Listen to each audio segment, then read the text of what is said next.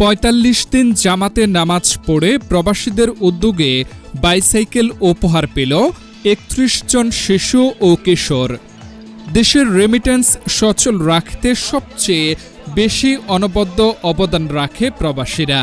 সেই প্রবাসীরা বিদেশে বসেও নিজ এলাকার তরুণ প্রজন্মকে গড়ে তোলার লক্ষ্যে করেছেন ব্যতিক্রমী কাজ।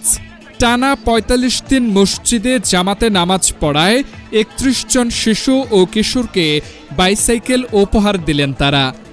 শিশু কিশোরদের নামাজের প্রতি আকৃষ্ট করতেই এ আয়োজন। বলছি কুমিল্লার দেবিদ্বার উপজেলার পৌর এলাকার ৯ নং ওয়ার্ড বারেরা মানব কল্যাণ সংগঠনের কথা।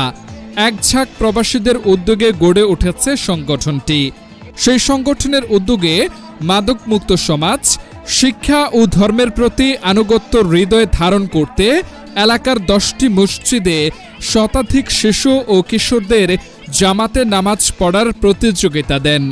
তারই ধারাবাহিকতায় টানা ৪৫ দিন জামাতে নামাজ পড়ে ৩১ জন শিশু ও কিশোর বাইসাইকেল উপহার পাওয়ার কৃতিত্ব অর্জন করে।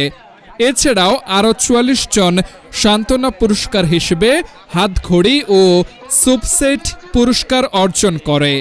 সোমবার ১ জুন বারেরা পূর্বপাড়া সরকারি প্রাথমিক বিদ্যালয় মাঠে জমকালো আয়োজনের মধ্য দিয়ে আলোচনা সভা ও পুরস্কার বিতরণী কার্যক্রম অনুষ্ঠিত হয়। সভায় মনিরুল হক মোল্লার সভাপতিত্বে আমন্ত্রিত অতিথি হিসেবে উপস্থিত ছিলেন মোহাম্মদ শাহজাহান মোল্লা, ফখরুল ইসলাম ওমানি, মাহবুব মিয়াজি, মোহাম্মদ মিঠু মোল্লা, আকাশ নিজামী, মহসিন সরকার, মুজাফফর মিয়াজি সহ এলাকার গণ্যমান্য সকল শ্রেণী পেশার লোকজন।